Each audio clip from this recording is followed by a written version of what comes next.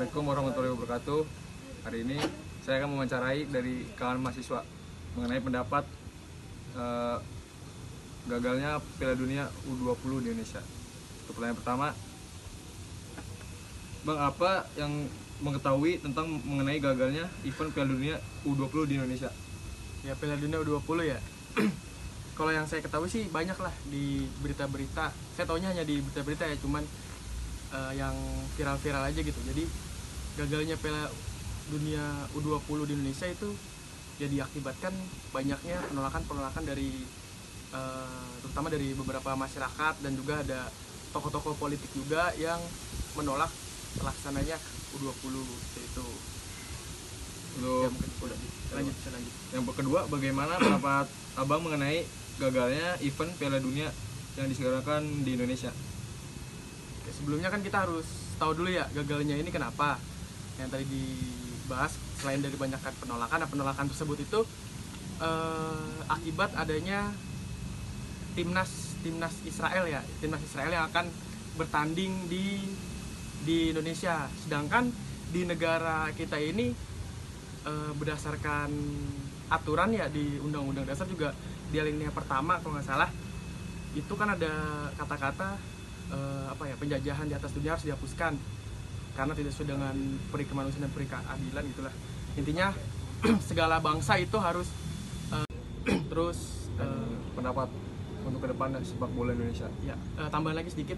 Ya mungkin bisa jadi karena 2024 ya bisa jadi di partai itu kayak kan Gubernur Jawa Tengah kan ingin mencalonkan sebagai presiden ya. Ya bisa jadi kalau misalnya pandangan pribadi saya sih itu buat ngetes seberapa solid beliau buat ke partainya buat dicalonkan sebagai presiden gitu. Jadi ya mungkin tes solidaritas lah dia dari ketua partai ke capresnya gitu. Tanggapan saya terkait gagalnya apa tadi?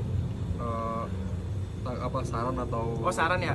tanggapan Ya, kalau saran sih untuk ke depannya, sebenarnya kita tuh kalau kan U20 nggak mungkin dalam waktu beberapa bulan doang, nggak 6 bulan itu kita udah rencanakan, karena udah dari berapa 6 bulan lebih lah kita udah tahu kalau kita bakalan jadi tuan rumah ya.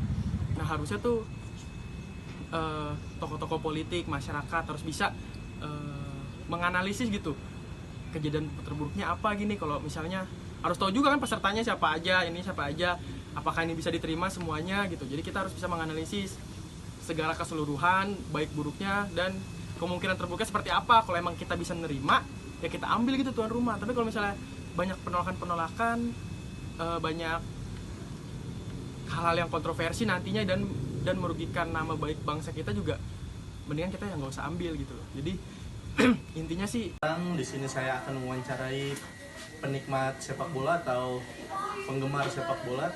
Di samping saya ada Bapak siapa? Saya Dimas Prasetyo.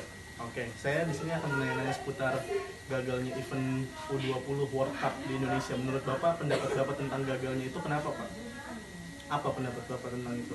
Kalau dari saya sih, pertama persiapan dari negara Indonesia-nya sebagai tuan rumah itu belum terlalu siap. Udah gitu ditambah adanya campur tangan dari politik, hingga banyak masyarakat yang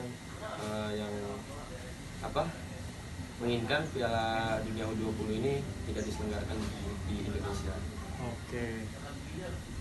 Jadi menurut Bapak tuh berarti karena ada campur tangan politik juga, berarti itu salah satu faktor penyebab gagalnya. Oke. Pertanyaan kedua, apa atau bagaimana pendapat Bapak mengenai isu campur tangan politik di dalam event World Cup U20 ini, Bapak? Sebenarnya kan harusnya nggak